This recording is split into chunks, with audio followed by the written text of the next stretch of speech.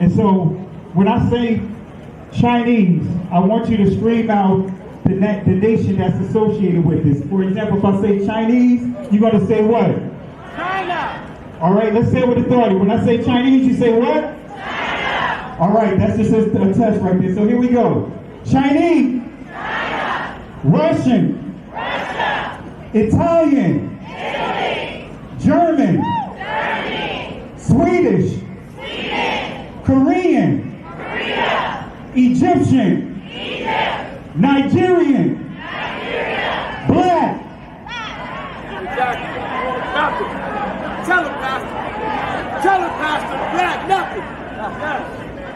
I hope you were able to successfully identify the issue.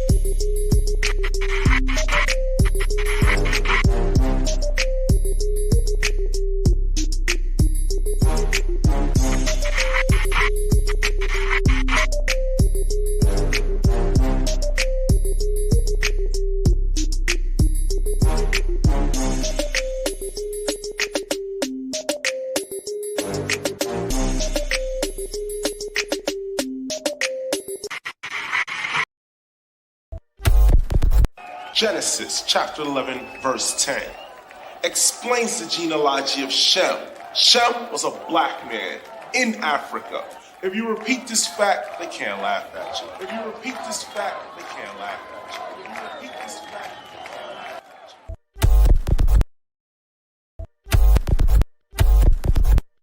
you. I'm telling you a history about Israel and Egypt and Africa. And they act like them is in whole different places. I mean, if I told you Atlanta and Florida was in the South, I'm telling the truth, right? That's the same distance between Israel, Egypt, and Africa. Israel, Egypt, and Africa. Israel, Egypt, and Africa. If I told you Atlanta and Florida was in the South, I'm telling the truth, right? That's the same distance between Israel, Egypt, and Africa. They say, go see the African History Museum. Why do they start when the boats came? Why don't they start with the drums? When we was kings. No, they don't want it, but we are kings. Mm-hmm. But the 400 years doesn't have to deal with slavery. It has to deal with the Bible. It has to deal with us being disobedient to God. Us as 12 tribes of Judah, as a member of the Hebrew people, we are still inside of our genocide. 50% of all black deaths a year is abortion. That's why you called Israel. Is it real? No, it's not. How did we leave there black and come back white? How did we leave there black and come back white? How did we leave there black and come back white? How did we leave there black and come back white? Can somebody answer that for me? Can somebody answer that for me? Can somebody answer that for me? Can somebody answer that for me? I want to say peace and blessings to everyone that is tuning into this session, this teaching for tonight. My apologies for being late. I had a couple of things I had to attend to, but we're going to go ahead and kick it off tonight. We're going to deal with episode 1 of Christmas. We're going to deal with the doctrine of the destruction of people. We're going to deal with swine. Destruction of people, the doctrine of the destruction of a particular group of people. And we're going to deal with that tonight. And the area we're going to focus on is swine. So this is going to be an all week, every day of the week teaching that we are going to do, just so that way we can get proper clarity to these holidays. I'm not going to say holy days, holidays. Excuse me if I even made the error and accidentally, putting that out of my mouth. But we're going to deal with these man-made holidays. And so this lesson is so in depth that it's going to take multiple days to really get through this. And some of you guys that have been following me for years, especially when I was doing a bulk of my lives on Facebook before Facebook really started locking down my account and removing videos, I did a lesson titled Santa Claus on Trial, Part 1 and Part 2. And there's a very in-depth teaching on that. Now, I'm not sure if I have it on this channel. If I don't, I may upload it, but this is based off of that series that I did. And this is a very in-depth teaching, going even deeper than what I did, what the information that I shared on those presentations. And I'm going to share additional sources. So that presentation was more so in a documentary format. So this is more of a teaching, so I can share more in this type of format. So again, my apologies for my delay, and we'll do our shout outs at the end. And this is Christmas, Ep.01 No Pork on the Fork. And that's an old school saying, no pork on the fork, don't dine with the swine. And that's what we're going to deal with tonight, because this is a ongoing discussion, especially when for those that are supposed to be believers in the Most High. All right. And so, thank you, Sister Carol, for reminding me. Also, family, I have also another channel titled We Woke Extended. And over there, that's where I'm going to have our Shabbat services over to that site, to that platform, to that channel. And I encourage you guys, go ahead and start subscribing. Let's get the subscribers up over there. So that way, should something happen over here, I can always use that as my fallback account. But for those that are missing the Shabbat teaching, we'll start doing our Shabbat services over there. So that way you can still get be edified on the Shabbat outside of me doing these type of teachings in this format. So with that being said, thank you, Sister Carol, for posting that reminder. So again, and I'll put that inside the ticker as well here. So again, family, we're going to deal with swine, because for starters, we as melanated people, especially when we start dealing with high blood pressure, heart disease, and diabetes, and a number of those, all kinds of sicknesses that's diet related. It's surprising. It's really surprising that this is even a discussion that we have to have, but we have to have it. Why? Because when many teach the text, they try to twist and manipulate the text to justify a narrative that's not there. And so we're going to, again, tonight, we're going to focus on the swine.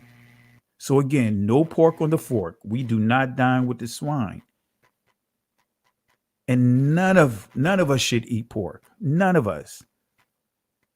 All right. So let's go ahead and let me highlight. Let me go ahead and enlarge in this presentation so that way you guys can see it clearly. All right, there we go. And if you have any questions, feel free to post them in the comment section. I'll address some of the questions at the end, so that way we won't get caught up in time. And I'm going to say this too, because I know that there's people that are paid, literally paid, to come into my chats, my lives while I'm teaching, and disrupt the chat. All right, I already know that. You'd be surprised what people are willing to do, especially from the Christian community, are willing to come inside other people's lives and try to disrupt the chat. So moderators, don't play with it. Block them, kick them out if you see anyone disrupting and being a distraction in the chat. For my brothers and sisters, my Israelite brothers and sisters, just be mindful. People are watching us. So be mindful with the comments that you post. Be very conscientious of that. Let's stay free from any vulgarity, any profanity. Let's stay clear from those things. Let's stay clear from name calling and all those things. Let's be the example that the Most High has called Israel to be. Let's be the true light unto all the nations. All right. So let's make sure that we are very respectful, regardless of who's inside the chat, because the most important thing, we're family and we have to be respectful in how we interact with one another. All right. So let's go ahead and get into it. Again, the doctrine of the destruction of people, the swine, the doctrine of the destruction of people. And episode 2 will deal with the lynching tree. We'll deal with the Christmas tree in episode 2. We'll deal with that tomorrow night. So I encourage everyone, if you have family that you're really trying to witness to about should or shouldn't we celebrate Christmas, I encourage you guys, take notes or have them watch this video. Have them join in. This is not trying to bash anyone, but this is to give proper clarity. And I can say this emphatically. Any follower of the Messiah should not even think twice about celebrating Christmas.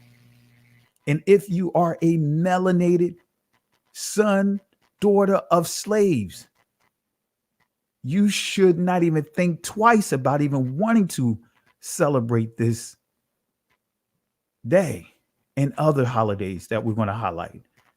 All right, so let's go ahead and get into it. Let's start with this thought right here. And as you see in the background, Santa Claus is in handcuffs. And family, I'm going to lay this out. This presentation is going to be laid out just like it's a court case.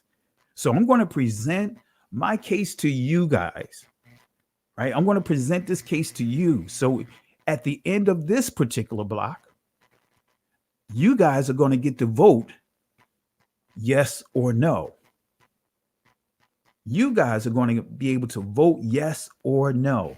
You're the jury. I am the lawyer. I am the one that's holding Santa Claus accountable. I am the one that's holding Christmas accountable. I am the one that's holding the Pope, the Catholic Church, the Christian Church, Judaism. I'm holding all of them accountable for why we are having such confusion among those that are the chosen people of the Most High, but also those that are that have converted and embracing this culture and really want to know the truth. So let's start with what's on your screen right now. The commandments belong to Yahweh. Let me say this again. The commandments belong to Yahweh. Let me say it one more time for the people in the back. The commandments, they belong to Yah. What? I'll say it one more time, and I'm not doing my slow motion as of yet. I'm not going there yet for some of those that are anticipating my slow talk, right? But nevertheless, the commandments belong to Yahweh. Let me say it one more time, just so that way it can sink in, and then we'll delve into the text. The commandments belong to Yahweh. And let's give the bucket list for anyone that's teaching contrary.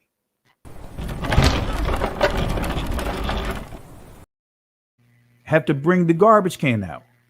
Anyone that's teaching contrary, all right, Let's throw them inside the garbage can.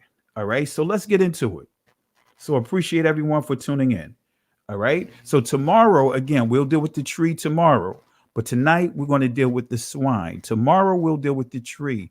We'll deal with Jeremiah 10 and some of the common scriptures. We'll get proper clarity. So the commandments belong to Yahweh.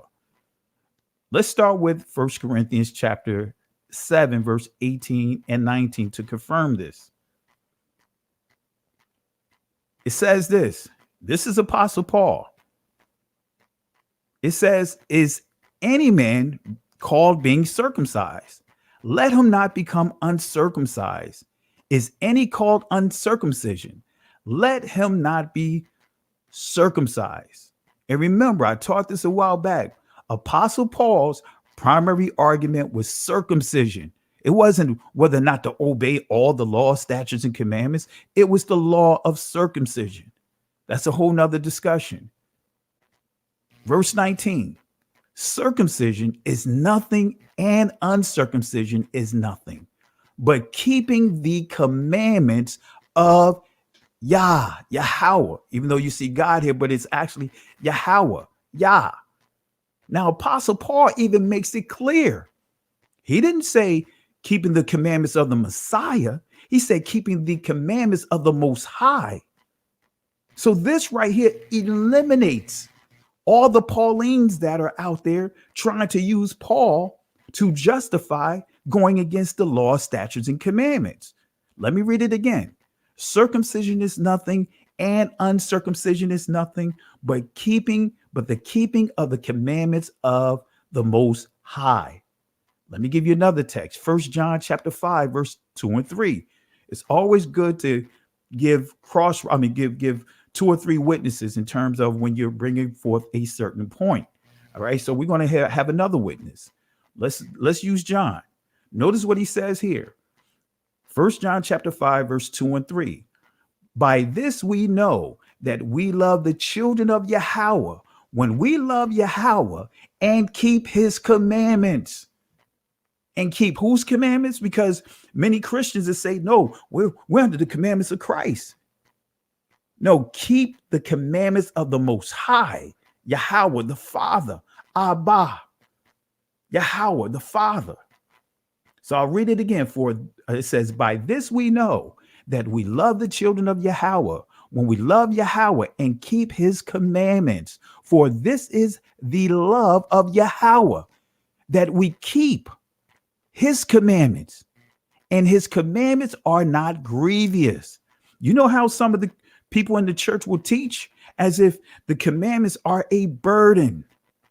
But in the book of Psalms, it says the commandments is good for saving souls, right? And we see here, one of the disciples, we're looking at John here, he says, keeping the Most High's commandments, and his commandments are not grievous.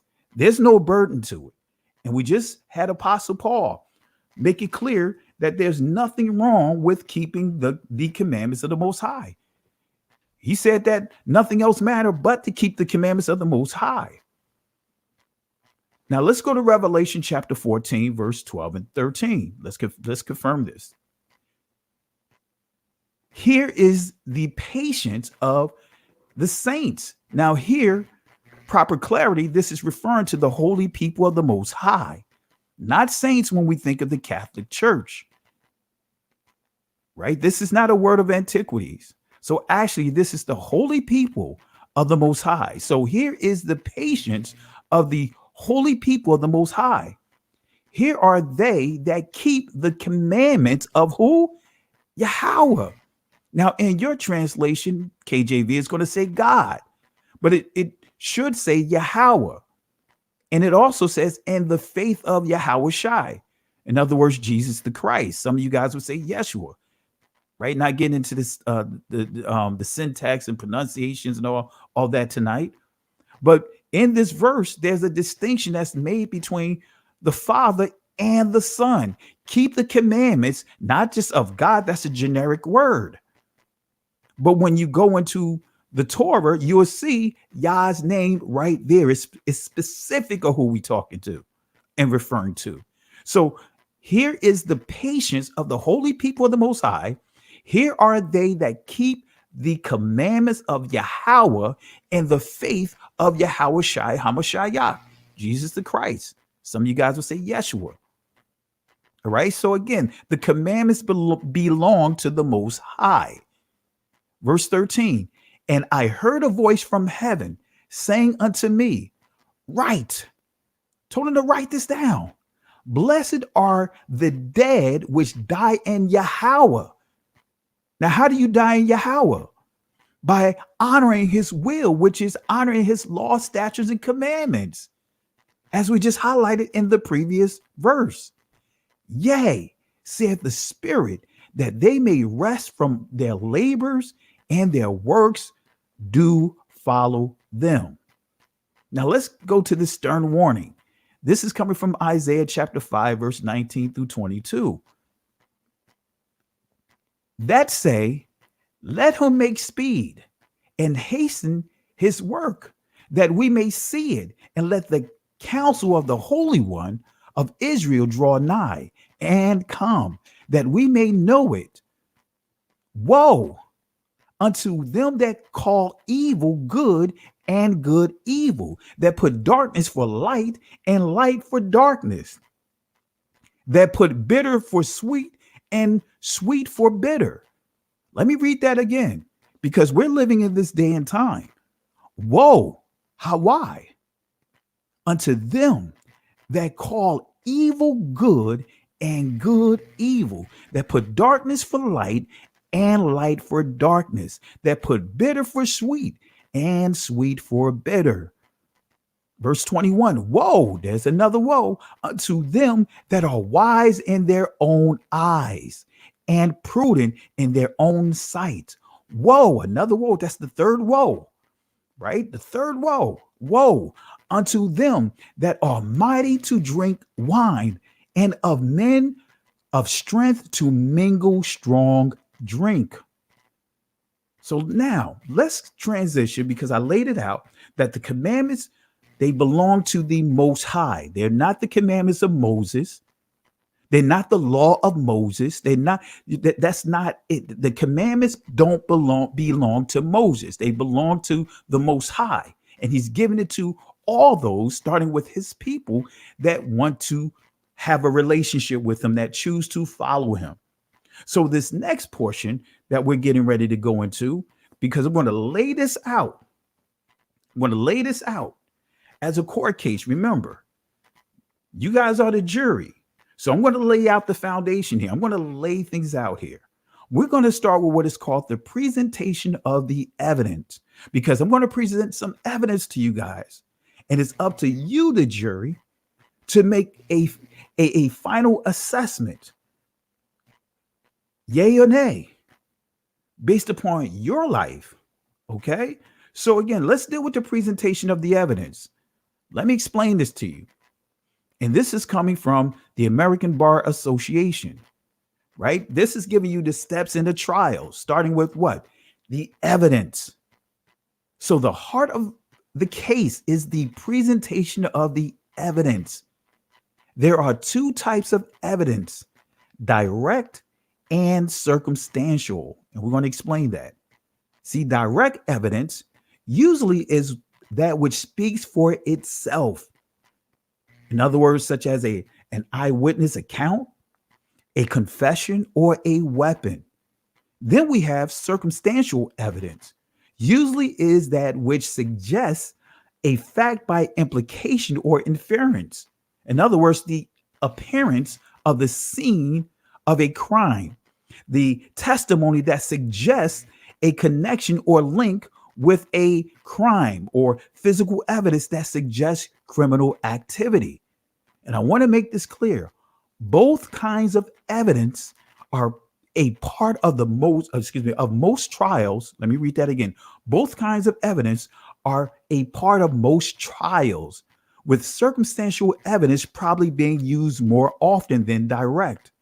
Either kind of evidence can be offered in oral testimony of witnesses or physical exhibits, which includes fingerprints, test results, and other documents. But neither kind of evidence is more valuable than the other. In other words, both have equal weight, both hold equal weight. So now let's deal with the presentation of the evidence. Let's start with dealing with this doctrine of a destructive people. But first, we have to deal with the destruction, right? These destructive people, this group that purposed in their heart, their agenda, this crafty counsel that the 83rd book of Psalms talks about, this crafty counsel that was in existence that enslaved the Negroes. I'm just going to use that for the term for the sake of this presentation. Especially when you start studying the Spanish Inquisition, you'll see some of the things that we were subjected to. This crafty counsel that was led by the Catholic Church, Christianity, that created what is called the Asiento, an agreement, a constitution, an alliance of all the nations that enslaved our people. And yet, as a people, we allowed the same people, group of people, to witness to us, to teach us what love is. The same system that enslaved us, the same religious system. It wasn't the scriptures that enslaved us. It's this and caused all these atrocities on our people. Yes, we know this is part of our judgment for us being in captivity, but the Most High still have a line that no nation should cross, and all of these nations cross that line, and the Most High is going to have judgment. All right. So again, none of us should be in Christianity. None of us should be in Catholicism. None of us should be in Judaism. And we're going to deal with that in part 3. All right. So let's deal with this key prophecy, Revelation chapter 2, verse 14 and 15. I want to deal with a specific group of people. Revelation chapter 2, verse 14 and 15 says, "But I have a few things against thee, because thou hast there them that hold the doctrine of Balaam, right? Hold the doctrine of Balaam or Balaam. Some would say Balaam or Balaam, who taught Balak to cast a stumbling block before the children of Israel, to eat things sacrificed unto idols and to commit fornication." See, we're dealing with Israel here. This is not dealing with the church, the 7 churches. This is dealing with assemblies that's being led, starting with the messenger of being the Israelites. Anyway, that's a whole nother discussion, because the delusion is we've been taught to interpret the prophecy with the oppressor on the same side of the Jordan with us. No, it doesn't work that way. But again, this is dealing with Israel. The doctrine of Balaam or Balaam or Balaam. This is dealing with Israel, not the church, that generic term that began its usage in the 4th century. But anyway, don't want to go geek mode here. Try to keep it closed in. Let me read this again. "But I have a few things against thee, because thou hast there them that hold the doctrine of Balaam or Balaam, who taught Balak to cast a stumbling block before the children of Israel, to eat things sacrificed unto idols and to commit fornication." Let me say this again, family. Y'all better pay attention to this. To eat things sacrificed unto idols and to commit fornication. To eat things sacrificed unto idols and to commit fornication. Verse 15. "So hast thou also them that hold the doctrine of the Nicolaitans, which thing I hate." The doctrine of the Nicolaitans. So the issue here, casting a stumbling block before the children of Israel, forcing them to eat sacred, to eat things that are sacrificed unto idols, things that are sacrificed to other deities. See, the Most High doesn't play that. The Most High does not play that. The Most High does not share space. The Most High is a jealous Elohim. All right, so let's go into it. Let's break this down. Let's go to Acts chapter 15, verse 29, because this is where you really start narrowing this thing down, because we're going to address a lot of the poor talking points that the church would use to justify disobeying the law, statutes, and commandments. Let's go to Acts chapter 15, verse 29. Right? Pay attention here, family, because this entire chapter, it starts off with circumcision. That's what it starts off with, circumcision. Now, when they get here, because the issue was, you had some Pharisees who believed in the Messiah. The Pharisees who believed in the Messiah, they were telling the people that Apostle Paul and Barnabas witnessed to that they had to be circumcised, right? Before they can have salvation, before they can, in order to be truly accepted. Now, Apostle Paul had, they had a disagreement. And this is what they refer to as the Council of Jerusalem, right? Paul needed confirmation from the disciples. Confirmation. They didn't come up with an agreement saying you don't have to be circumcised. The key is they did what the Messiah did when he was dealing with the Pharisees, I believe in Matthew chapter 6, either 6 or 7, when they were dealing with the tithe. He never said don't tithe, but he said, to focus on what? Weightier matters, that there's other things to deal with than just dealing with the tithe. So the same principle the disciples did here. They said, hey, we're gonna deal with the weightier matters right now. They're new, they're babes. So let's focus on these two things here. They didn't write a letter saying that they don't have to honor the law, statutes, and commandments. They was writing a letter saying that they don't deal with the circumcision right now. Don't deal with the circumcision. That's when you get into the letter as far as to the Galatians, and you see that Apostle Paul is addressing, and after he goes through his salutation and he gets to chapter 2, he started immediately to address what? Circumcision. So let's put things in its proper perspective, not dealing with all the law, statutes, and commandments. He dealt with circumcision, but the key is the Messiah sent Paul.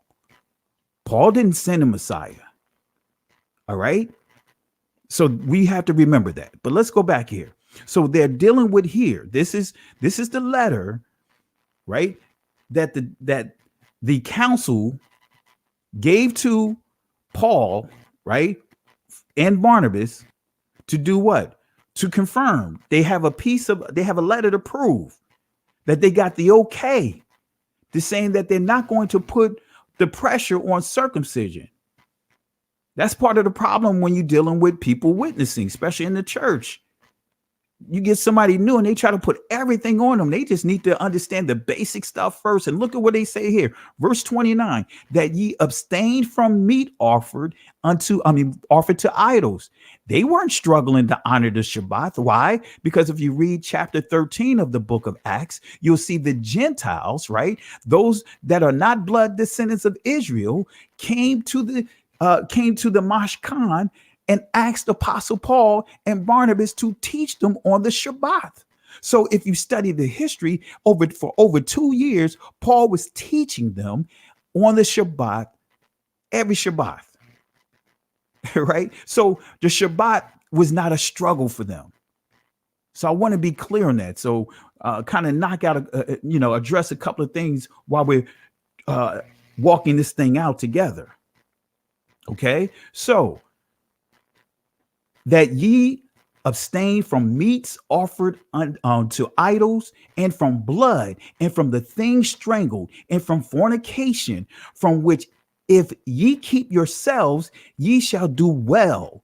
Fare ye well. Right? So they're focusing on these two things.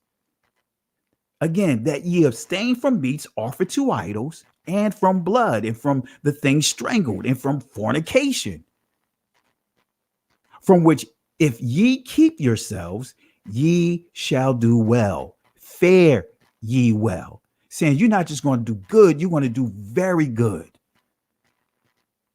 So ye abstain from meats offered to idols. Now we have to deal with what are the foods sacrificed to idols? What are the foods sacrificed to idols? Let's go to Daniel chapter 1, verse 8. Let's walk this thing out. Let's answer this question, but I'm going to systematically walk you through how to answer this question. So when we go to Daniel chapter 1, verse 8, this is what it says. But Daniel, Dan Ya'al, purpose in his heart, Labah, that he would not defile Gaal himself with the portion of the king's malak meat, Pathabag or Pathabag, the king's meat, nor with the wine which he drank. Therefore he requested of the prince of the eunuchs that he might not defile himself. Let me read it again. But Daniel purposed in his heart that he would not defile himself with the portion of the king's meat, nor with the wine which he drank. Therefore he requested of the prince of the eunuchs that he might not defile himself. So Daniel, right, is taking a lead here that they are not going to defile their bodies. Not how we hear and been taught about the Daniel's fast while you was in Christianity. You're going to fast. You're going to go on a Daniel's fast for 3 weeks. Don't eat any meats. And then go right back after you come off the fast to go back to eating those same things. To eating those things like pork and swine, all those things that you should not be eating. That's not a true Daniel's fast. That's not actually, here we see there was a fast, for proper diet.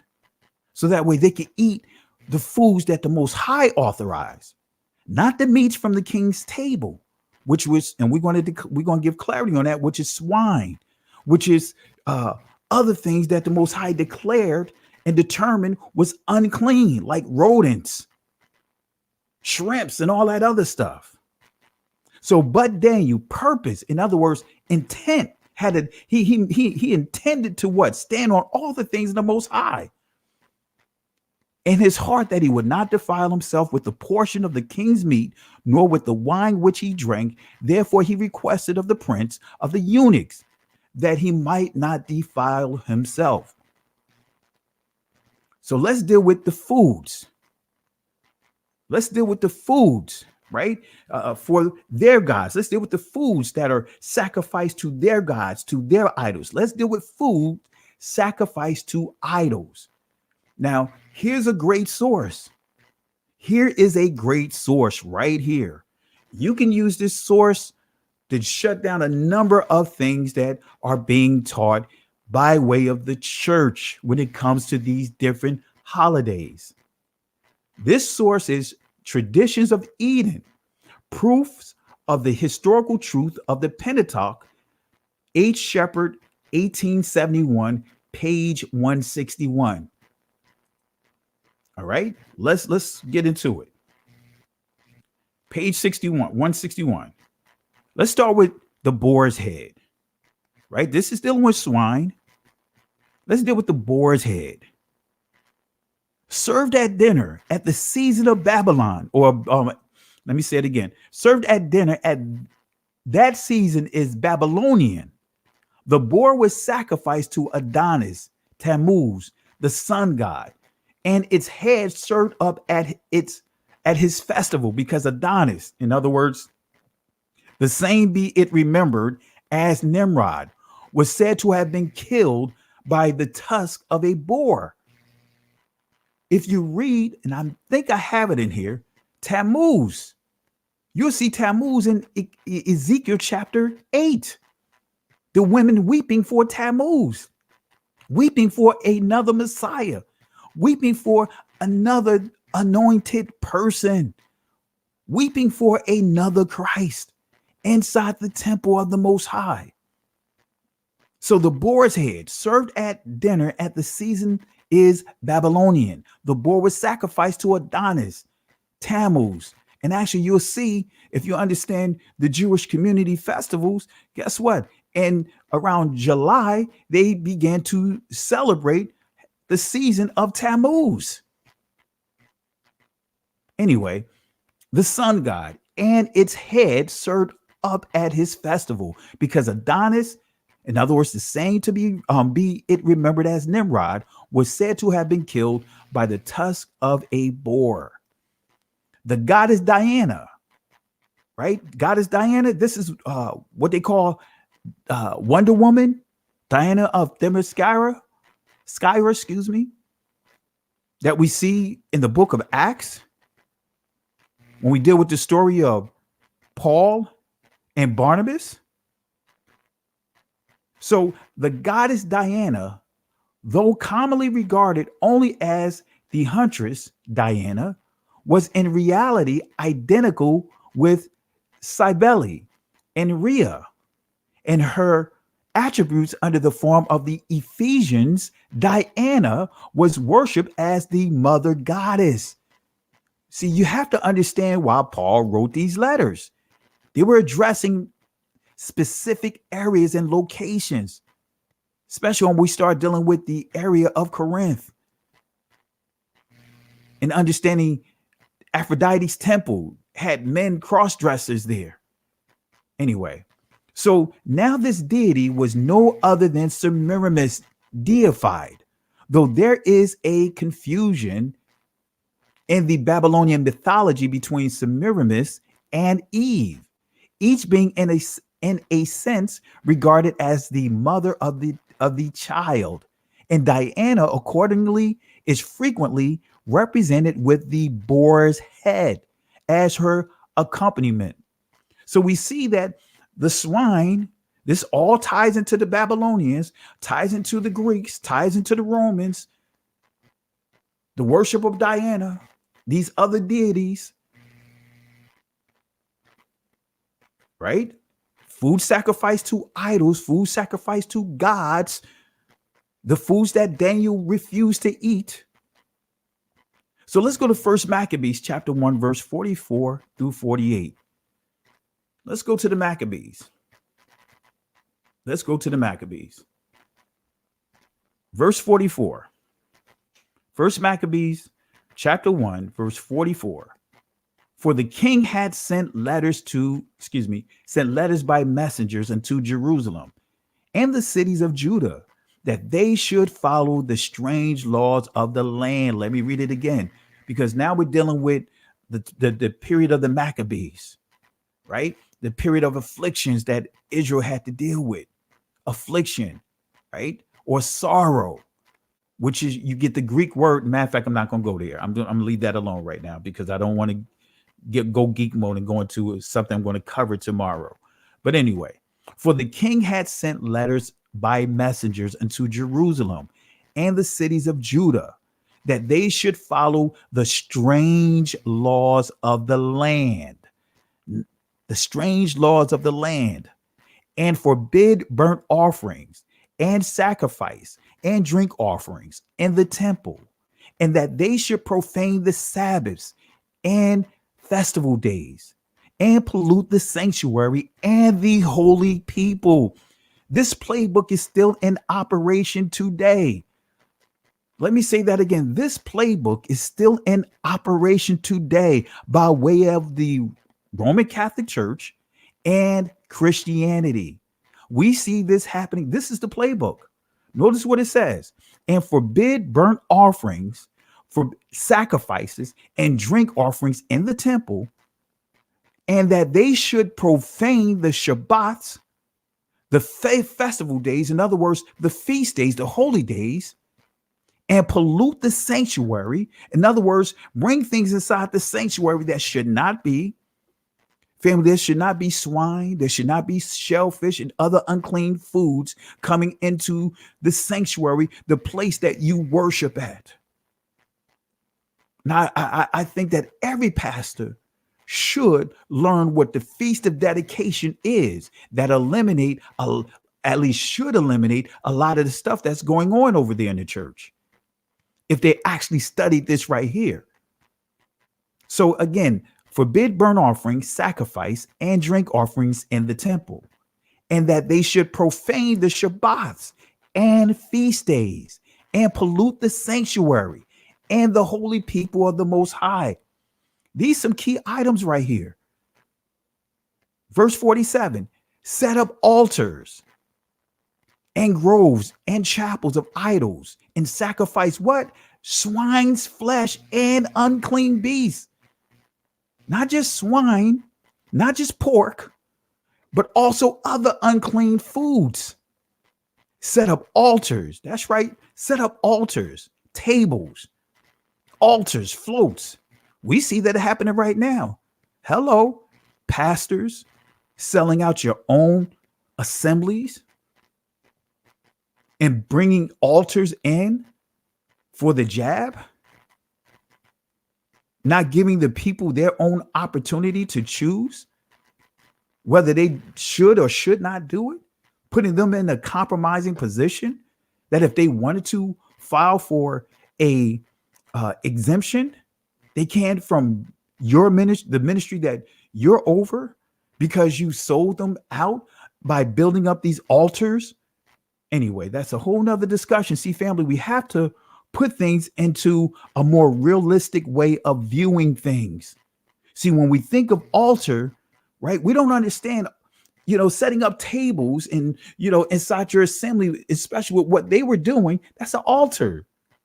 Then when we start looking at, for example, a parade, those are movable altars. Those floats are movable altars. You'll see that with Israel when they built the golden calf or the goat demon. All right. So again, set up altars, groves, right? The worship of Astarte and some of these other deities, and chapels of idols, and sacrifice swine flesh and unclean beasts, that they should also leave their children uncircumcised. Now, see, remember I said Paul's primary argument was circumcision. Here we see during this period, they forced the men not to circumcise their son, forced the men, excuse me for saying it out of order, but the men and the women to circumcise their son, their children. Why? Based upon the law, statutes, and commandments. See, Paul's argument was the fact that, hey, if you focusing on circumcision and their heart is not correct, then guess what? It makes their circumcision uncircumcised. They're breaking the covenant no matter what, whether they circumcised or uncircumcised. Paul wasn't saying do away with it, but he was saying that, hey, if their heart's not right, whether they circumcise or not, it's not going to matter. So where did Paul get that from? Because that's not something new. Paul did not teach from the New Testament because it didn't exist when he walked the earth. He was teaching from the law and the prophets. So if you go to Deuteronomy, which is part of the law, if you go to Deuteronomy and go to chapter 10, you'll see Moses say to the people, say to that new generation when we're going to the promised land, that they need to do what? Circumcise their heart. And then Moses in Deuteronomy chapter 30, he gave the prophecy of a future prophecy of the Most High circumcising the heart of Israel. So Paul wasn't saying anything new. Paul was focusing on the change of the heart. That's why he said circumcision and uncircumcision is not a deal breaker for him, but following the commandments of the Most High. Why? Because if you don't follow his commandments, whether you circumcise or not, you still going to a bad place. Okay, so you see here that they should also leave their children uncircumcised and make their souls abominable with all manner of uncleanness and profanation. So this is going profanation, right? This is going back to the time of Noah, when the Most High said, hey, you know what? I'm about to wipe out this entire globe. I'm going to pass judgment and wipe out everything. Why? Because man began to corrupt everything, including the beast, everything. And Paul talks about that in Romans chapter 1. All right. Verse 48, to the end they might forget the law. So they wanted to change all these different things and come up with a plan of attack to change all these different things to get Yah's people to forget the law and change all the ordinances as far as the instructions on how to carry out the law. And whosoever would not do according to the commandment of the king, he said he should die. So they put into place, as we see with the 83rd book of Psalms, a plan so Israel will forget their heritage. So whosoever would not do according to the commandment of the king, the mandate of the king versus the commandments of the Most High, the commandment or mandate of the king versus the commandments of the Most High, the mandate of the president versus the commandment rather of the Most High. He said he should die. Sound familiar, right? So to the end, they might forget the law and change all the ordinances. Right? Let's go to Isaiah chapter 66, verse 17. And we're going to start building this up even more. All right, here we go. Isaiah 66, 17, it says this. They that sanctify themselves and purify themselves in the gardens behind one tree in the midst, eating swine flesh, and the abominations and the mouse shall be consumed together, saith Yahweh. You have Israel, and if you read the entire chapter, there is going to be a judgment coming for the Israelites who are eating swine and other things. Notice what it says, and the abomination and the mouse. So they weren't just eating swine, they were eating rodents, right? You see rodents, but they were eating all the other abominable things that the Most High said is not good, that he don't want in his temple. And if you really want to understand, read the laws of the unclean foods. These laws have been in place going all the way back to the days of Noah. So that they that sanctify themselves and purify themselves in the gardens behind one tree. So Israel's hiding. You're right. They hiding, right? You know how some of our brothers and sisters try to hide. They trying to hide and eat pork on the sneak tip. They said they hide behind one tree in the middle, in the midst, in the center, eating swine flesh and all the other things that are an abomination. Mouse, not just mouse, rodents, because people just think, oh, well, you know, it's just talking about the mice. No, rodents. Rabbit is a rodent. Squirrel is a rodent. Possum is a rodent. Eating rodents. So I want to make that clear. That don't just think of mice, no, rodents shall be consumed together, saith Yahweh. But we also see here what? Swine flesh. They were eating pork. They were sneaking and doing this on the side, on the sneak tip, so to speak. So let's go to 1 Maccabees chapter 3, verse 47 through 49. Then they fasted that day, put on sackcloth and cast ashes upon their heads and rent their clothes. Verse 48, and laid open the book of the law. So Israel, they're dealing with this oppression. They're dealing with this affliction. They're dealing with this challenge because when they had the Feast of Dedication, when we get to 2 Chronicles chapter 6, starting actually chapter 5, going to chapter 6, going to chapter 7, all of Israel agreed. They stood in agreement that they would defend the holy place of the Most High. So that's why it was imperative when you get to the book of Maccabees that Israel is fighting to kick these people out of the temple, to kick these people out of Jerusalem, because they were trying to make Jerusalem into Mount Olympus or Olympias. So they purposed in their heart, like Daniel, that you know what, enough is enough. We're not going to sit back here and let this go down like that. Verse 47 again, then they fasted that day, put on sackcloth, cast ashes upon their heads. So now they're in mourning, and rent their clothes. Verse 48, and laid open the book of the law. Now they're going into what? The Torah. They're going into the first 5 books of the Bible. They're going to the Pentateuch, wherein the heathen has sought to paint the likeness of their images. Whoa, the heathen wanted to paint the likeness of their images. Not going to stop right there. Let me confirm this with Josephus. Let's confirm this with Josephus, coming out of the 7 books of the Jewish War, chapter 5. This is what it says. Josephus is going to confirm this, of how the Greeks, how the Romans, rather, how they want to put their images all through Israel, everything that was set aside to be holy, those things that we highlighted. But let's confirm this with Josephus. Josephus gives you the exact information of what the Romans were doing. Right, the same playbook that the Greeks did, the same playbook that the Babylonians did, the same playbook that's happening today. It says, after this, they were dispersed abroad on account of their languages and went out by colonies everywhere. And each colony took possession of that land which they light upon, and upon which the Most High led them, so that the whole, I'm going to say their deity led them, so that the whole continent was filled with them, both inland and maritime countries. There were some also who passed over the sea in ships, right? Think about the isle of the nations, or the islands of the nations, or the nations that lived divided among the waters. So also who passed over the ship in the sea and inhabited the islands, the isle of the nations.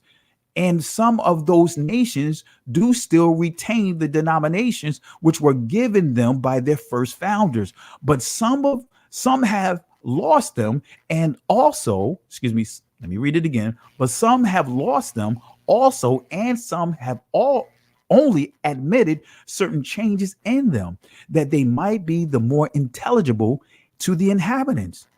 Guess who the group of people they're talking about? And they were the Greeks, who became the authors of such mutations. This is where you get into the word interpolation. Insert something of a different nature to form something else. That's what interpolation is. They did that with Israel's land. They made every attempt to do it with the families, and also what? The language. They interpolated the language, family. This Hebrew that's being taught today is not the ancient Hebrew. It's not the ancient Hebrew. You know, I know many people are mocking and saying, oh, wait a minute. You saying that there was no, at one time, Hebrew only had one vowel, which is the I? Absolutely. The answer is right in front of you guys. When you see A-E-I-O-U, guess what? Every letter that comes after, that's the order of how the letters or the vowels, that's how they develop, how they evolved. So all those letters come from the A, the ah, short sound, ah. Let me play this real quick to confirm this. So ancient Hebrew did not have an O sound. It did not have a U sound, because all of those are what? Mutations of the original vowel, which is the ah. That's basics in linguistics 101 when you start understanding the vowels. But let me play one quick clip, and then we'll get back into it. Here's a chart that summarizes vowel class and length. And you can see across the top the 3 classes, ah, e, and u. And then down the side, the 4 lengths, long, medium, short, and very short. So let's just go over this chart. We'll start with the ah class vowels. The long vowel is cholam vav, and you'll recall that this says O as in snow. Now you might wonder why an O vowel is in the ah class, and this is because of historical considerations. Originally there was no O sound in Hebrew. Everything that is a cholam vav used to be a long ah. If you know the Hebrew word for peace, it's shalom. If you know the Arabic word for peace, it's salam. And that long ah in Arabic is now an O in Hebrew. And so historically, cholam vav was a long ah class vowel, and that's why we put it here. All right, there you go. I mean, I could give you more sources, but we're not going to get into breaking down those words. But this is what the Greeks were doing. They were changing languages, right? As you see here, the Greeks who became the authors of such mutations For when in after ages they grew potent, they claimed to themselves the glory, the kabod, the reputation, the character of the antiquities. They put themselves in the front of everything. The old antiquities, the historical stuff, giving names to the nations that sounded well in the Greek. Giving names to the nations that sounded well in the Greek, that they might be better understood among themselves, and setting agreeable forms of government over them, as if they were a people derived from themselves. So their whole plan was what? Identity theft. Identity theft. All right. So if you guys can still hear me clearly, type 1 so that just to make sure we're not having any interruptions here. Just type 1 inside the chat if you guys can still hear me. All right. In the meantime, we're going to continue. Let's go to 2 Thessalonians chapter 2, verse 3 and 4 to confirm this. Let no man deceive you by any means, for that day shall not come except there come a falling away first, and that the man of sin be revealed, the son of perdition. Verse 4, who opposeth and exalt himself above all that is called Yah, or is worship, so that he is Yah, or the Most High, or some would say Elohim versus Elohim. That's another discussion. Sitteth in the temple of the Most High, showing himself that he is the Most High. See, this agenda didn't start with the Romans. The Greeks were doing that. We see Antiochus is doing this, he's from the Syrians, leading the way with the trying to push the Greek culture. He's an ambassador basically for the Greeks now because he loved, so infatuated with their culture, trying to force it on the Israelites. His name was Antiochus. He was a Syrian. Makes you think about what? The Antioch, right? That's a Syrian name. And Antiochus was leading the way to profane everything, including the people of the Most High. But we see the word Christian was created where? In Antiochus, by who? The local Antiochans, right? If we want to just put there, I'm making up words now. But, if we look at those that are in Antioch, that same place with all kinds of crazy stuff was going on. Anyway, let me stop going geek mode. First Maccabees chapter 12, verse 1 and 3. I'm trying to keep from going geeked out here. This is what it says. Now on the 25th day of the 9th month, which is called Casleo, in the 148th day, they rose up bedtimes in the morning. This is dealing with the Feast of Dedication, and offered sacrifice, Zabak, according to the law, upon the new altar, Ma Zabak. Now they're going into rededication of the temple, which they had made. Look at what time and what day the heathen had profaned. So this is to a memorial. They're doing this rededication of the temple because now they're reminding themselves and reminding each other what these other nations had done. So how they had profaned the altar, defamed the temple, how profaned the Jerusalem, the headquarters, halal, profaned it. Even in that was it dedicated with songs, citherns, harps, cymbals. Verse 55, then all the people fell upon their faces, worshiping and praising Elohim of heaven, and who had given them good success, so that they kept the dedication, ka, of the altar 8 days. This has nothing to do with oil burning for 8 days. You don't see that in this text right here. You don't see Hanukkah or Hanukkah. You don't see that here. They kept the dedication, Hanukkah, of the altar 8 days, and offered burnt offerings with gladness, the sacrifice of deliverance and praise. So let's deal with the Hebrew definition of profane. It says here to bore, to wound, dissolve, profane, to break. In other words, break one's word. It goes on to say to eat. In other words, defile, eat common things like what? Swine, pork. That's what it means. right? Profane, profane self, cast as profane, prostitute. So the Feast of Dedication, Chag Nakah, was founded to celebrate the freedom of Israel from Syria in 164 BC. Antiochus of Epiphanes, the king of Syria, from 175 to 164 BC, loved the Greek society so much that he wanted to turn his part of the world into a model Greek society. He tried to convert the Judeans into Greek by changing their customs and beliefs. At first, he tried peacefully, and some did adopt the Greek ideas, but most of Judah did not surrender. So in order to be successful, Antiochus knew that he had to destroy Judah's belief in Yahweh. So he attacked Jerusalem and slaughtered 80,000 Judeans and enslaving another 80,000. And when we deal with the Judeans here in this text, we're dealing with the southern kingdom, the tribe of Judah, the tribe of Benjamin, and the Levites. He attacked Jerusalem, slaughtered 80,000 Judeans, and enslaving another 80,000. He then shifted his attention to desecrate the Israelites' temple. So what's the food? What are the food sacrificed to idols? Let's go to 2 Maccabees chapter 6, verse 18 through 21.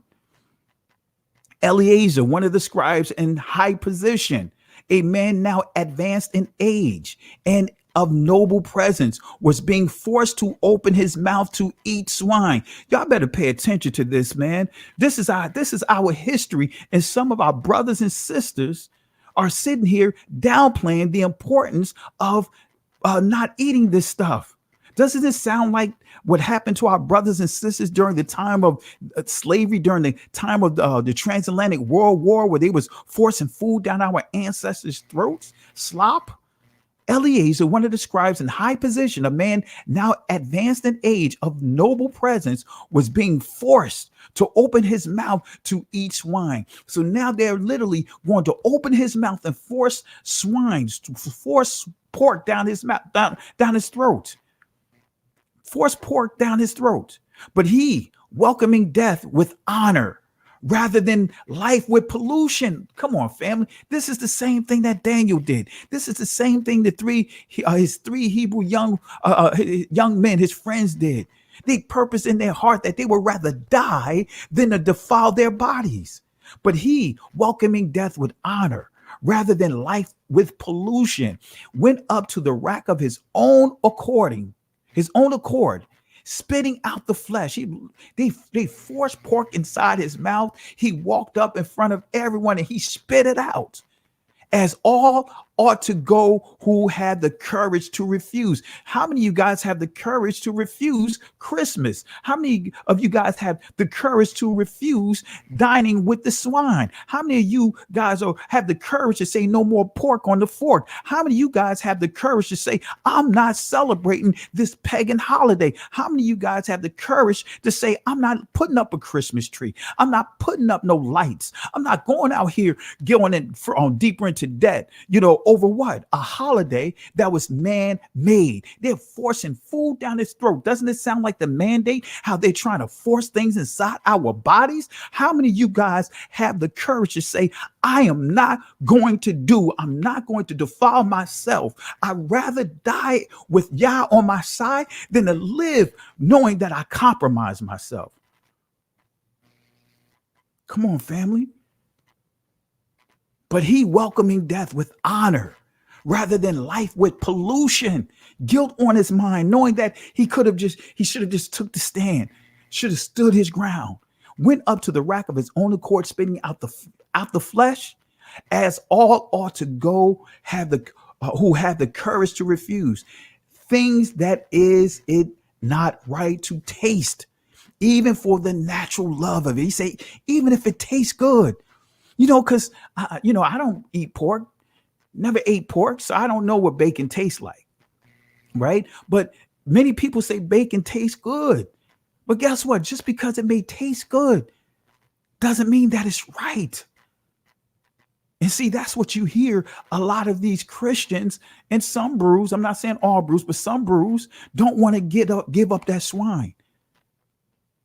See, reading the Maccabees, really studying it, That's what made our assembly. I led our assembly to give up worshiping on Sundays, to truly honor the Shabbat, to honor the feast days, all the feast days, to do away pastoral anniversary. And now we honor the feast of dedication, do away with church anniversary. We're honoring the feast of dedication. We thank the Most High for allowing us to have a place of worship. And we're going to make sure that it's not tainted. We're not going to have no pork coming up in there. We're not having no shrimp coming up in there. We're not doing any of those things. Verse 21, those who were in charge of the unlawful sacrifice took the man aside because of their long acquaintance with him and privately urged him to bring meat of his own providing proper for him to use. So guess what? Even those that knew it was wrong, they went against the law that was passed to defile their bodies and say, you know what? They had so much love for this elder, and said, look, elder, look, man, we love you. Look, pretend that you're eating the swine. Eat the meat that you're supposed to use, but pretend that it's swine. That's what they told the man. That's what this is saying. They said, you know what? Pretend that you're eating swine, but eat the meat that you want to eat. Eat the meat that you're supposed to eat. We just don't want to see nothing happen to you. We don't want to see this jewel be taken away from us. So we eat your meat, but don't eat the pork. Don't eat whatever meats that's compromised, that's going to cause you to compromise. Eat your meat, and we'll just pretend that you're eating pork. That's what they said here. And privately urge him to bring meat of his own providing, proper for him to use, and to pretend that he was eating the flesh of the sacrificial meal that had been commanded, that had been mandated by the king. So let's go to 2 Maccabees chapter 7, verse 1 and 6. It happened also that 7 brothers and their mother were arrested and were being compelled by the king under torture with whips and thongs to partake of unlawful swine flesh. Come on, family. Come on, Israel. This is what we're supposed to be teaching. And come on, those that are inside the Christian church and those, some of our brothers and sisters that's still inside those suppressive systems. This is what you're supposed to be teaching. The 1611 Bible, go back to the 1611 King James, put that back on your table. Go look at those apocryphas, see why they took it out, and you will see why they took it out. You see why they specifically took these books out. They're not missing, but they're not in your scriptures. I mean, your holy text. They're not in your canonization of the text in this newer version of the KJV and some of these other new translations. Because if you read this, it'd be less of our people eating pork. It'd be less of our people eating things that we're not supposed to eat. We start understanding the truth about what pleases the Most High. So it happened also that 7 brothers and their mother were arrested and were being compelled by the king, being forced by the king under torture with whips and thongs to partake of unlawful swine's flesh. One of them, acting as their spokesman, said, "What do you intend to ask and learn from us? For we are ready to die rather than transgress the laws of our ancestors." Look at this. You see what's happening here? See, all it takes, man, if we just have a handful that just said we're going to take a stand for righteousness, it's contagious, family. But we're so busy trying to debunk each other. We're so busy trying to undermine each other instead of unifying with the truth. Now you have these people right here, these brothers, this family right here saying that we are ready to die rather than transgress the laws of our ancestors. The king fell into a rage and gave order to have pans and cauldrons heated. In other words, they getting ready to throw them in the furnace. They getting ready to fry them. Not just throw them in the furnace. They're getting ready to fry them just like the swine that they refuse to eat. Say, we're gonna cannibalize you. We're gonna fry you up. Even worse than just being thrown into the furnace like the Hebrew young men. Here they saying we're going to fry you. We're going to cook you in front of the people. And this is not the first time this stuff happened to our people. This happened during the transatlantic World War which some would call it the slave trade, cannibalism, eating our own people. Eating, some of these people ate our people. Some of these, during these lynchings, they were eating our people. We'll deal with that tomorrow. Y'all better wake up, family. The king fell into a rage and gave orders to have pans, cauldrons heated. These were heated immediately, and he commanded that the tongue of their spokesmen be cut out, and they scalped him and cut off his hands, his feet, while the rest of his brothers and mother looked on. When he was utterly helpless, the king ordered them to take him to the fire, still breathing, and to fry him in a pan. Look at this, family. They cooked him to death. They cooked him. They tortured him. The smoke from the pan spread widely, but the brothers and their mothers encouraged one another to die a noble death.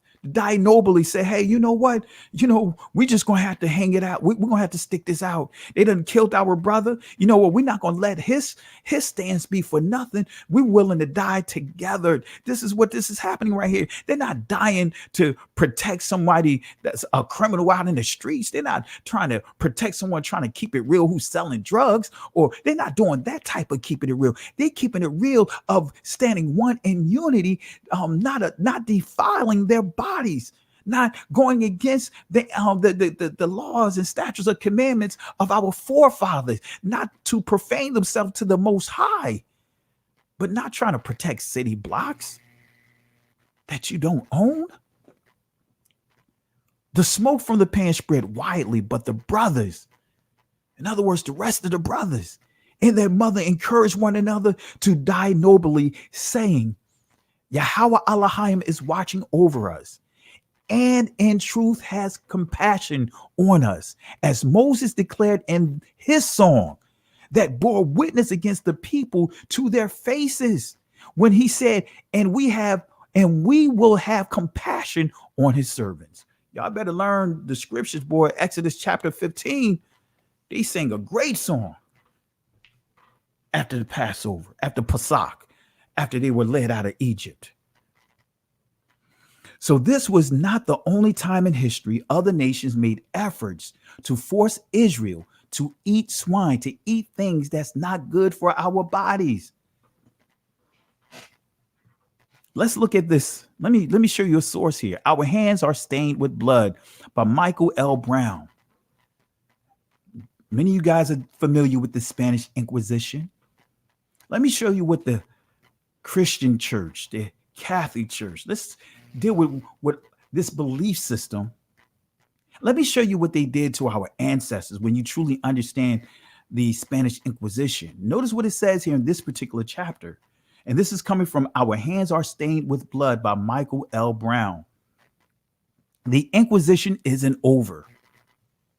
All this is common knowledge.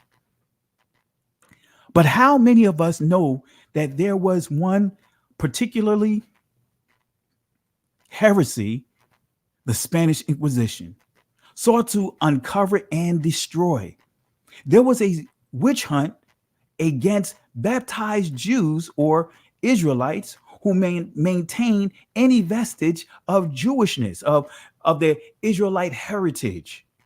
These Catholic Israelites, called Moranos or Conversos or New Christians, violently forced to convert in the first place, were carefully watched to see if they were practicing heresy. Heretical practices included failure to eat pork. You see what's happening here, right? Failure to eat pork. We're dealing with in the 14th century, the 13th, 14th century, going into the 15th century. This is our people. 1492. This is during the height of the early portions of the transatlantic World War. Said they were violently forced to convert in the first place, were carefully watched to see if they were practicing heresy. Heretical practices included failure to eat pork, failure to work on the Shabbat, failure to wear one's best clothes on Sundays, keeping the biblical feast. And because, Shabbat is what we will come together to worship the Father, a corporate celebration.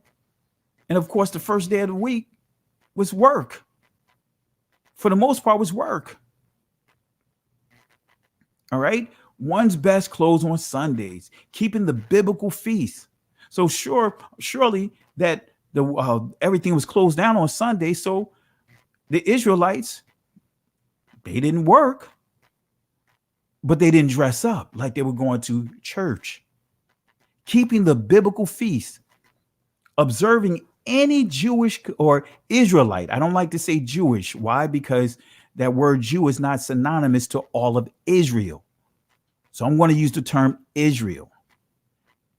The Israelite customs of any kind, saying any prayers, Hebrew prayers, preparing food according to the law, statutes, and commandments, associating with non-baptized Israelites, and intermarrying of children of Marrano families with children of other Marrano families. Baptized Israelites who wavered but then wanted to be reconciled to the church were subjected to an act of penance called the vergüenza, in other words, shame. They were paraded through the streets, men and women alike, bareheaded, barefooted, and naked to the waist. So what is the act of penance called the vergüenza? What is this? What is this? Right? Let me give you a source. All right, let's go to another source right here. This is a Catholic source. It's called the process of conversion. This is from the Catholic Church. And this is what Christianity, all of Christianity was practicing this as well. It's not just the Catholics, it was the Christians, right? Because now things are separated, but no, they still one. Christianity is the daughters of the Catholics, no matter how many try to slice and dice it. So this is giving you the source, right? The penance, right? The process of conversion. And this is Statute 1439. The process of conversion and repentance was described by Jesus in the parable of the prodigal son. Notice how they're using the prodigal son to twist those scriptures to justify their actions of supposed conversion. So the process of conversion and repentance was described by Jesus in the parable of the prodigal son. What does that have to do with conversion? We'll go to that text real quick. The center of which is the merciful Father, the fascination of illusory freedom, the abandonment of the Father's house, the extreme misery in which the Son finds himself squandering his fortune, his deep humiliation at finding himself obliged to feed swine, and still worse, at wanting to feed on the husk the pigs ate, his reflection on all he has lost, his repentance and decision to declare himself guilty before the Father, the journey back, the Father's generous welcome, the Father's joy. All these are the characteristics of the process of conversion. The beautiful robe. So they give you new garments. Notice what they put here. The beautiful robe, the ring, and the festival banquet are symbols of that new life. So now they're giving you a robe, they're giving you a ring, in other words, that represents your identity, and a festival, a feast day, a celebration are the symbols of the new life. Saying, if you're willing to put on these clothes, put on that clergy collar, right? Put on that clergy collar, that elders or minister's collar. Get all your bishop's regalia, your staff, your symbol, or your signet ring.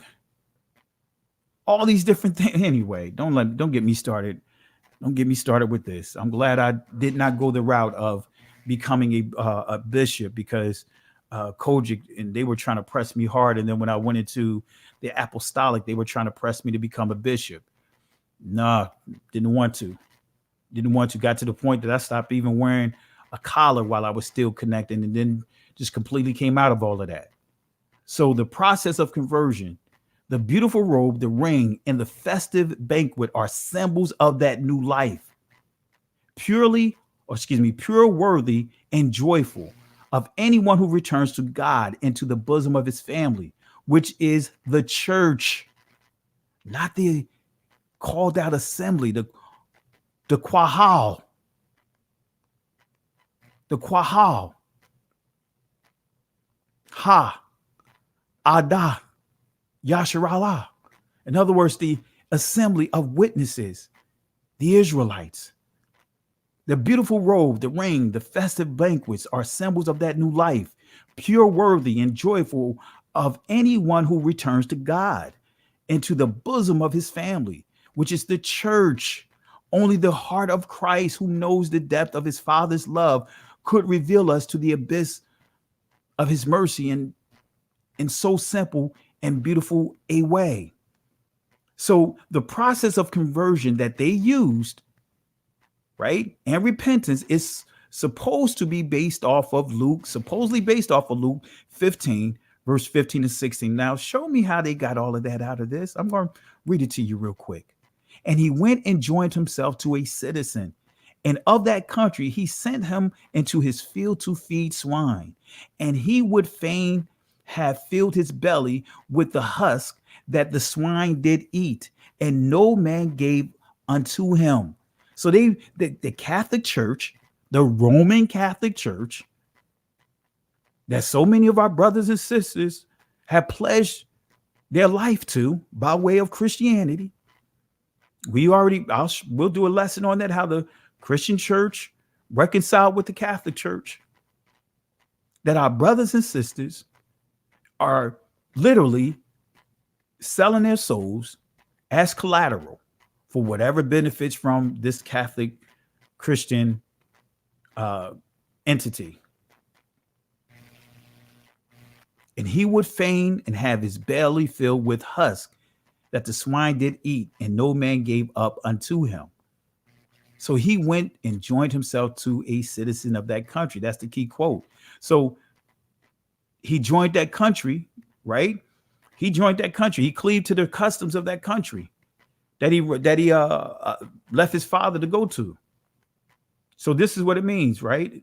To glue, to stick, cleave, join self, keep company, to join oneself, to or cleave to. So he began to take on the customs of that country. But guess what? He saw that he needed to go home. He knew that he was outside of his elements. He was outside of his heritage. He knew that that wasn't the heritage that the Most High called him to be. So he left. That's not what they're sharing. They're not sharing. He left all of that stuff. He left when he came to himself, when he was about to eat the slop that the pigs eat, and said, whoa, wait a minute. You know what? I'd rather go back home. I'd rather be a servant. I'd rather be the lowest one on the property of my father, because at least they have treated much better than this. But this scripture is what they base their law, their law of conversion or whatever, right? Hebrew definition of join. Well, actually, the etymology dictionary definition of the word join. It says to unite into a whole, combine, put or bring together, juxtapose, unite to be joined. Unite, be joined, join, connect, unite, to join together, unite, yoke, meaning become associated, form an alliance. That's the key. When you join someone or something or an organization, you form an alliance, you form a constitution, you form a covenant. And so many are, we've been brainwashed through Christianity and Catholicism that, hey, we're not under the law, statutes, and commandments of the Most High, but we embrace the covenant of Christianity. We embrace the alliance that we have with Christianity. Our community is the main community that will disrespect, that will leave your own brothers hanging, sisters hanging. But you don't see them doing that. We're the only ones that always put a but after everything. I know you're the Israelites, but I know you this, but I know you that, but do you see them putting a but behind St. Patrick's Day? When the Irish are celebrating St. Patrick's Day, do you hear any of them putting a but after that? I know you Irish, but only our community. We're brainwashed to put a but after everything.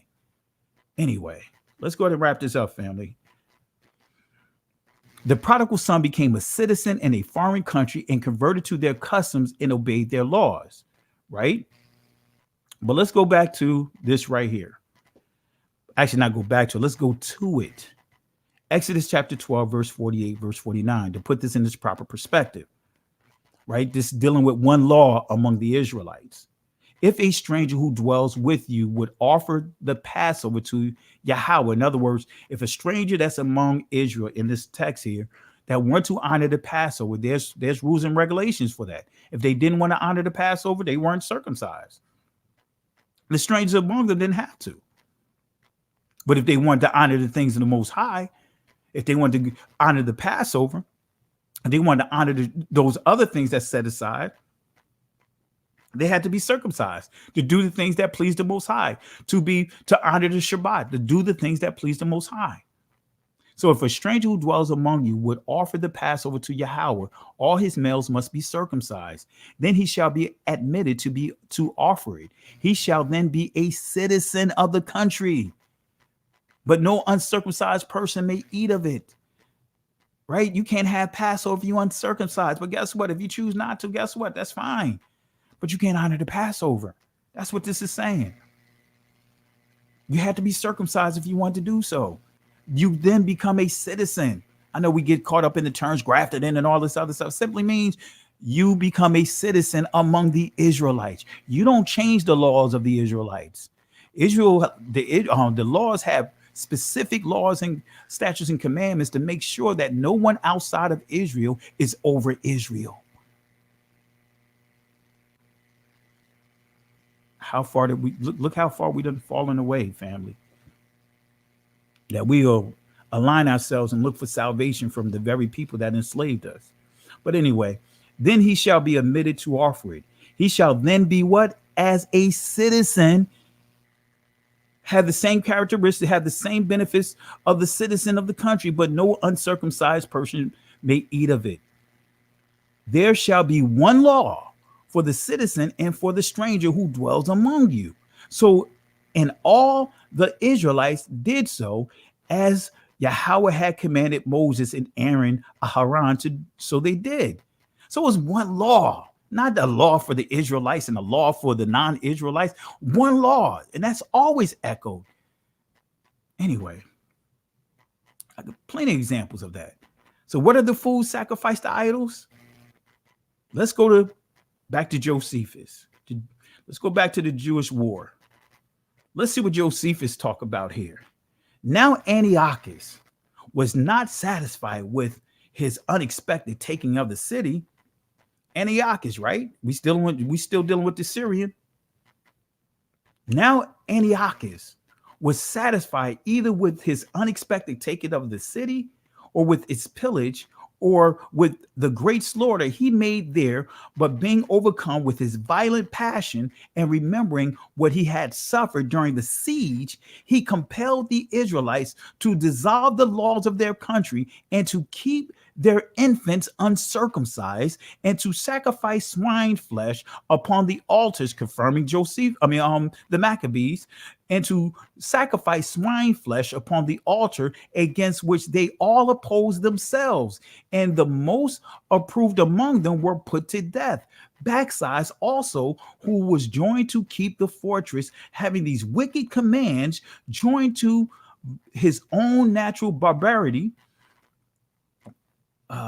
indulge all sorts of extreme.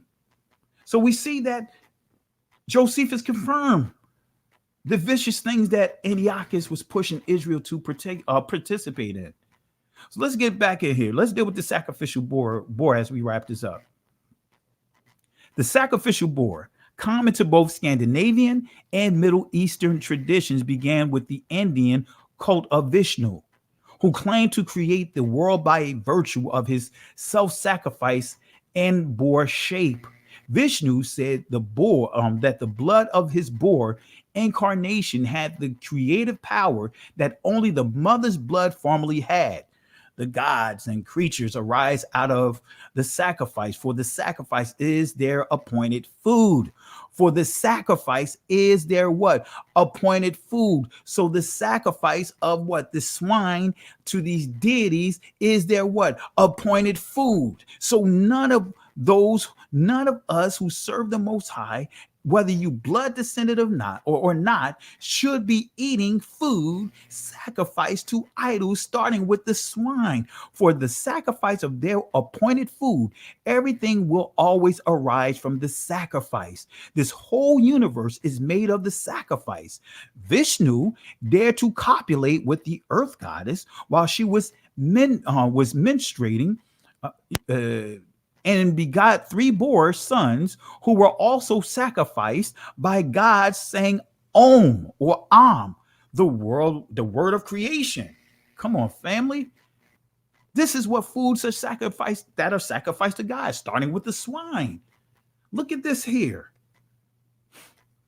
Vishnu, the boar, represented an early attempt to reassign to a male the holy creative blood of life. The goddess Menstruum, as the phallic god, dealing with phallic worship, phallic god who gave his life for humanity. He was worshipped in conjunction with the goddess by Germanic Aryans who Tacitus said worship the mother of the gods. We'll deal with Tacitus not tonight, though. And whereas a religious symbol, the device of a what? Wild boar. This Germanic boar god became the doomsday averting savior and lord of death in both human and porcine form.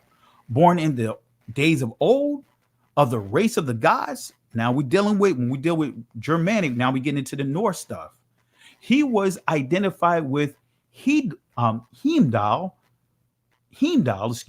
born of the earth and sea mother, fathered by boar blood. But yet our Christianity still telling you, our brothers and sisters and all those that want to follow the Most High, that it's okay to eat swine.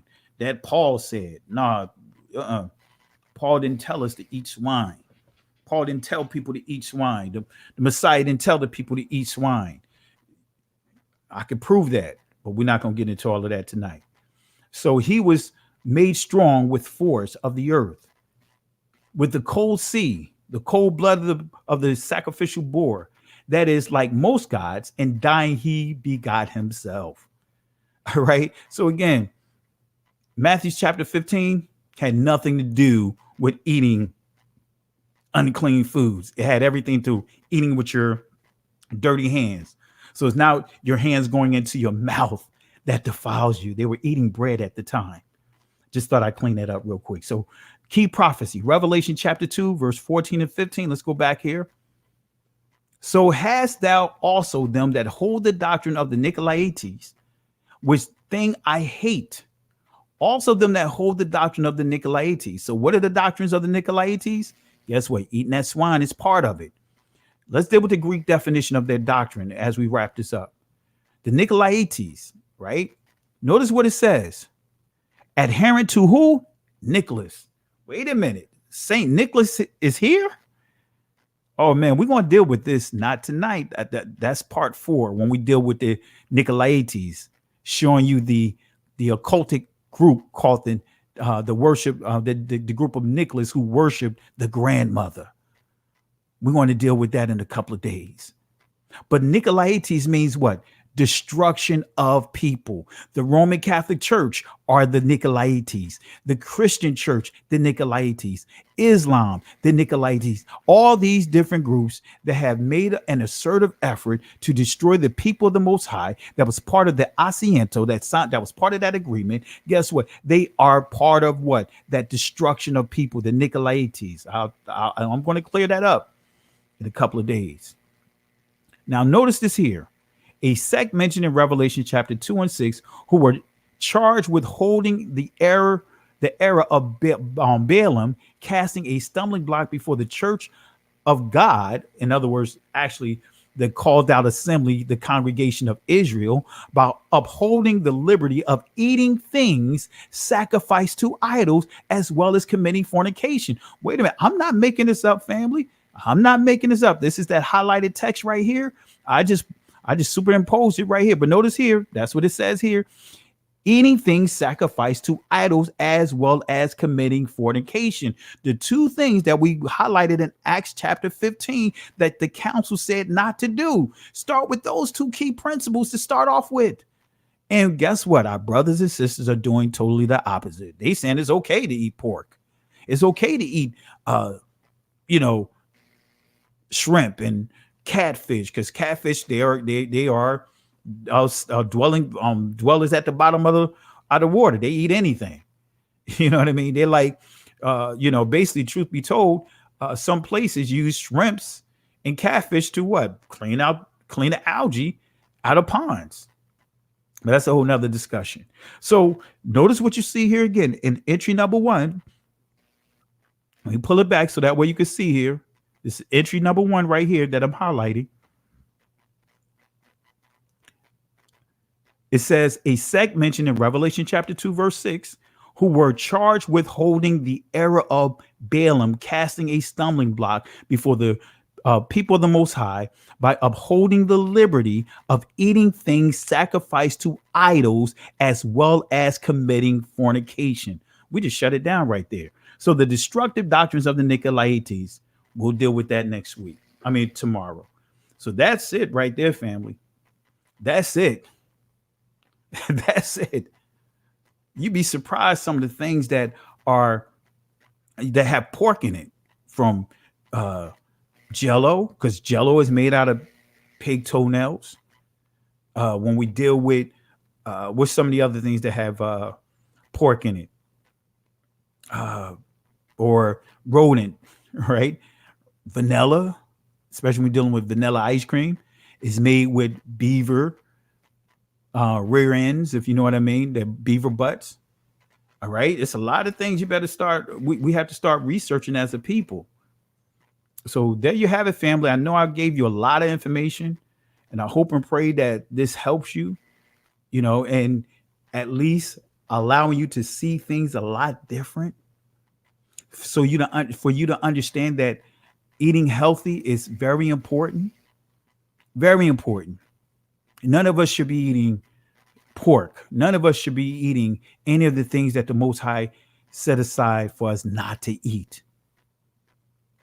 None of us. I was going to show a couple of animations here, but I'm not going to do it. Deal with the tortures of the Spanish Inquisition, but we're not going to get into that tonight.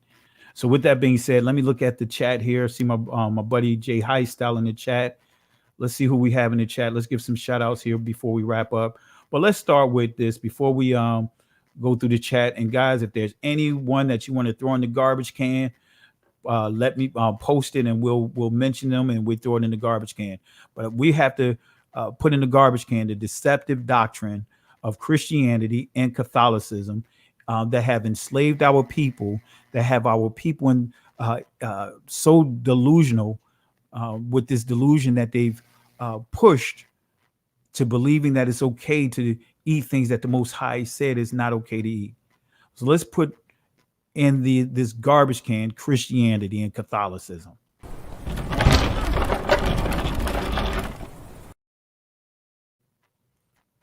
Any person inside the church that think that if you walking away from the church per se, or leaving Christianity, leaving Catholicism, that you're leaving the Messiah. No, we don't need Christianity. We don't need Catholicism, because guess what? The disciples didn't practice Christianity. They were not practicing Catholicism, right? The Messiah didn't say practice Catholicism. He didn't say when he said, on this rock I'll build what? My called out congregation of Israel. He was not referring to a church as we see today, that word that's a 4th century construct, and we'll deal with that. He wasn't dealing with a generic, generalized term and saying that, hey, Peter, you're going to be the first pope. That's stuff that was interpolated into the text. All right, so let's give them the bucket.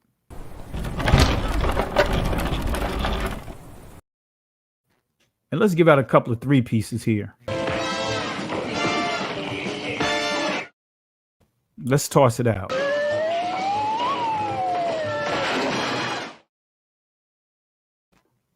All right, so let's go through some of the comments here. All right, let's see here. Let's give some shout outs here. I'll do as many as I can. Quite a few people here. If I don't get your name, we have to do old school, like my grandmother and the old fathers and mothers would say, don't charge it to my head, not to my heart. All right, so let's see here. Let's give peace and blessings to Joy. Peace and blessings to my brother Faith Music. Got to get you on here for your interview, just to introduce you to the people, and tell you, awesome brother, awesome humble brother who's doing some great things in music. I think he just did his. I believe he just completed his album. So want to get you on here. Let me know when your schedule permits it. Let's give shout outs to who we have here. Nah, can't roll with you on that, bro. What's his name? Rotham. Can't roll with you on that. Interchangeable with Satan. I don't know what you're saying there, so I can't roll with you on that, man. Appreciate you taking the time out to watch the presentation, but can't roll with you on the comment. We have to get clarity on that. But anyway, I want to say peace and blessings to Sister Carol here, Sister Joy, Sister Zena, Benaya, Benya rather, Israel. I was about to say, I thought this was my cousin here. Let's see here. LPRS, Most High. Want to say peace and blessings to you. Peace, appreciate you for tuning in. Who else do we have here?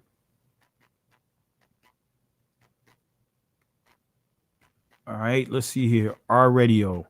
I want to say peace and blessings to you, Mariah. Peace and blessings. Samuel James. Charlotte Williams. Want to say shalom to you. Who else do we have here? Devontae, Israel. Peace and blessings to you. CY Yasar. I want to say hallelujah to you as well. All praises to the Most High. All praises to the Most High. Hallelujah. Let's see, who else do we have here? My sister, Dr. Newell. I want to say peace and blessings to you. Who else do we have here? Ivy Lamar. I thought I saw Jay Heist out here. Peace and blessings to you if you're still there, Jay Heist. I know I went all the way up the list. Right. So my apologies, family. If I don't get all of you guys in, next time we come together, if we have enough time, we'll do the shout outs early on, so that way I get you guys in. Don't want to forget to shout out anyone here. So with that being said, let's see. If Jay Heist, I want to say peace and blessings to you, my brother. I am not going to open up the live today because of the time. We'll be here a little later, and I'm trying to keep it simple, not go too much longer. So let's go ahead and just open it up right now from a perspective of, who do you guys want me to throw into the garbage can? Who do you want me to put inside the garbage can? Just type the name up and we'll put them inside the garbage can, right? Again, any these false prophets, these leaders that's pushing this false anointing and all this other stuff, we gotta throw them inside the garbage can. We got to give them the bucket. All right, let's see here. Peace and blessings to C. Brooks 16. Let's see here. Glad I found you. Really appreciate you, sis. Glad to have found you this week, brother. Your lessons are right on time and such a blessings. Appreciate you. Let's give some love to C. Brooks 16 family. Let's show us some love. We have a new subscriber here, and family, let's show us some love. Let's say hello to C. Brook here. So appreciate you, C. Brook. Appreciate you for taking time out of your schedule to watch the presentation. All right. So let's see here.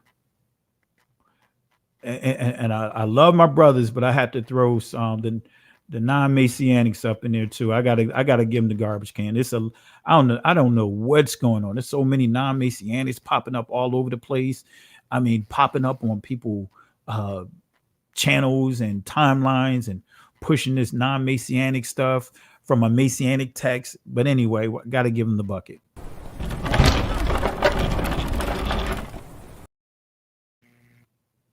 All right. Who else do we have here? All right. You guys haven't posted any names here, so I'm going to go ahead and get ready to wrap this up. So with that being said, family, as the final word of encouragement till we come again tomorrow night. Tomorrow night, we're going to deal with the lynching, the tree. We're going to deal with the Christmas tree tomorrow. Got a lot to unpack. Have your notepads out because we're going to have a lot that we're going to unpack for tomorrow night. So with that being said, as Moses gave the words of encouragement to Israel as they were facing what seemed to be a dead end, and the people began to complain. They began to second guess leaving Egypt. They began to question Moses and Aaron, and the Egyptians were literally closing in on them to attack them, to bring them back into captivity, kill some of them, of course, and bring the majority back into captivity. So the Most High had to encourage the people. This is coming from Exodus chapter 14, verses 13 and 14. And it says, and I'm just reciting it, it says, and Moses said to the people under the instructions of the Most High, fear ye not, stand still, and see the salvation of Yahweh.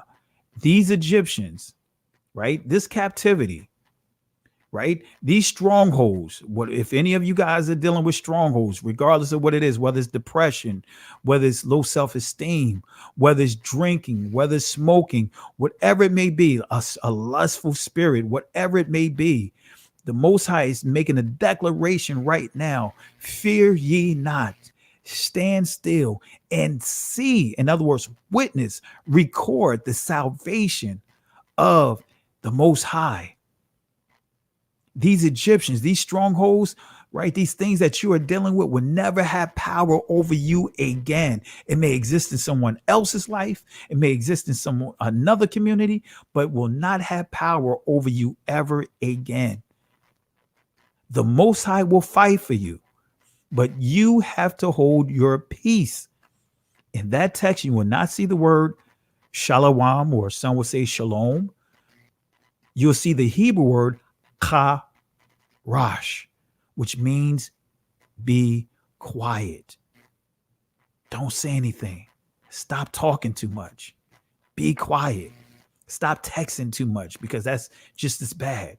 Shut down the phone. Shut down the computer. Get off of social media for a moment. Fast from that as well. The Most High will fight for you, but you have to hold your peace. Can't go back. Can't stay here. Keep moving forward. Shalom.